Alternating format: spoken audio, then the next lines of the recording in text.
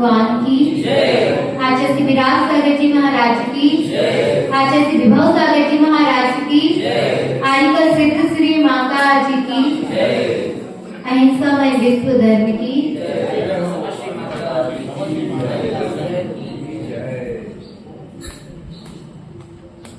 इष्ट की प्राप्ति करना है तो उसके लिए अपन को क्या स्त्रोत पढ़ना पड़ेगा? इष्टोपदेश।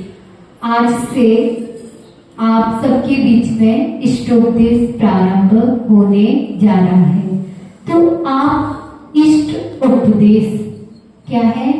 इष्ट उपदेश। इष्ट यानी हमारी आत्मा। क्या होती है? आत्मा। इष्ट अर्थात परमात्मा। क्या?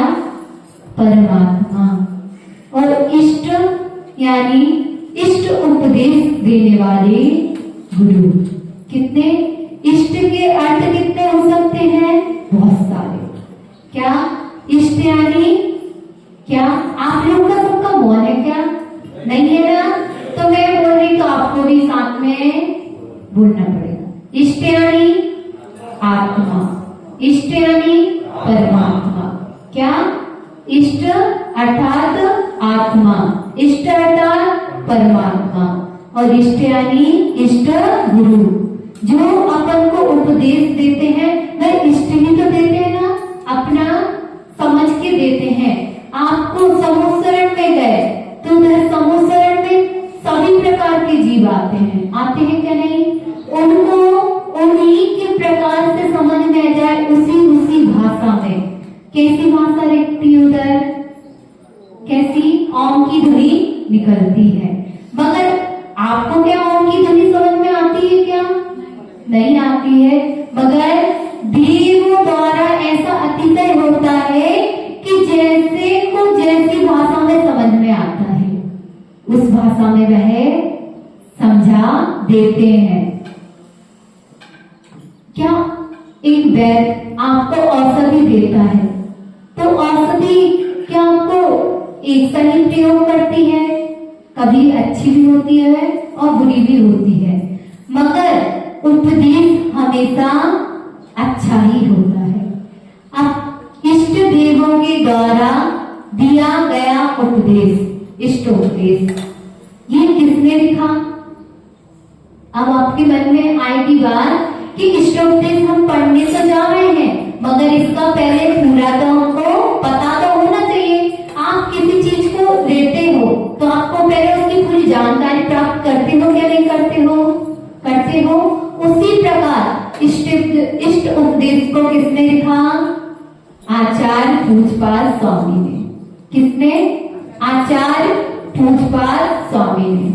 अब इन आचार्य पूज्यपाद स्वामी के गुरु का नाम क्या था? आचार्य उमा स्वामी। क्या? आचार्य उमा स्वामी। अब इष्ट उपदेश में कितना बड़ा है? आप ये भी तो पूछोगे माता जी, 8 दिन में खत्म हो जाएगा क्या? शैलेश भैया का हमेशा आपका प्रश्न रहता है, माता जी कितने जल्दी खत्म होगा? तो इसमें कितनी कारिकाएं हैं? इसमें 51 गाथाएं हैं। कारिकाएं कितनी है? 51 है। तो भैया टाइम तो लगेगा इसमें। अब इसमें 51 कारिकाएं हो गई। अब ये आचार्य पूज्यपाद स्वामी को गिद्ध पृच्छिकाचार्य भी कहते हैं। गिद्ध पृच्छिकाचार्य क्यों कहते हैं? अब ये भी तो अपने मन में क्वेश्चन उठेगा ना कि सब तो मयूर पिच्छधारी होते हैं, इनको गिद्ध पृच्छिकाचार्य क्यों कहते हैं? आया मन में प्रश्न क्या? नहीं आया? मेरे मन में तो आया था। फिर मैंने कल बड़ी माता जी से पूछा, माता जी आचार्य श्री को गिद्ध पृच्छिकाचार्य क्यों कहते हैं? तो माता जी ने बताया कि तब आचार्य श्री मंदिर स्वामी के समूह शरण में जा रहे थे। कहाँ जा रहे थे वह? श्री मंदिर स्वामी के समूह शरण में जा रहे थे। तो किसी कारण बस से उनकी पिछी हाथ से छूट गई, और अब तक पिछी छूट गई तो साधु क्या बिना पिछी के चले जाएंगे? नहीं जा सकते। तो उनको किसी न किसी चीज की तो आवश्यकता पड़ेगी। अब एकदम से मयूर की पिच्ची मिल जाए, ये तो असंभव है। संभव हो सकता है क्या? नहीं हो सकता है। तो उनको गिद्ध पक्षी के पंख डले दिखे, तुमने उनको गिद्ध के पंख इकट्ठे किए और उसकी पिच्ची बना ली। तो इसलिए उनको क्या कहते हैं? गिद्ध पृच्छाचार। समझ में आ गया क्यों कहते हैं? अगर हमने आपसे 8 दिन बाद यह प्रश्न पूछा तो आप उत्तर दे दोगे ना? दे दोगे। मुनि महाराज जी कितने कदम तक बिना पिच्ची के नहीं चल सकते? मुनि महाराज जी हुए आरिका हुए। चीटिंग करवाना गलत बात होती क्यों नहीं?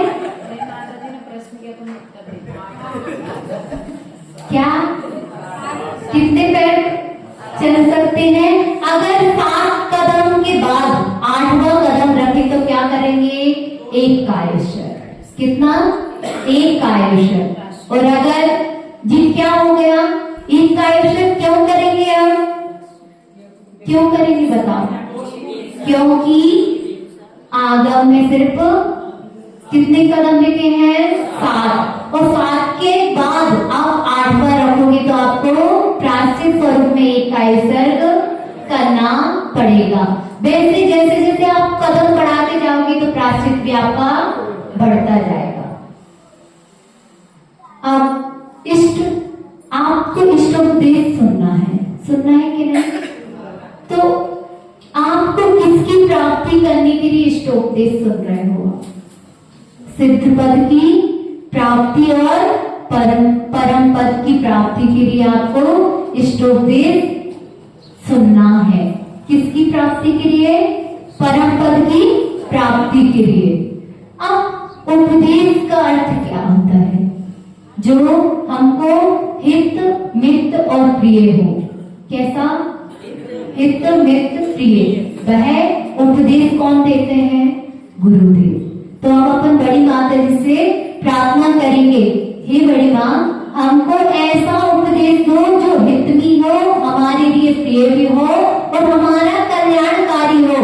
वह प्रवचन देने की आप कृपा कीजिए। वंदनामि माता जी।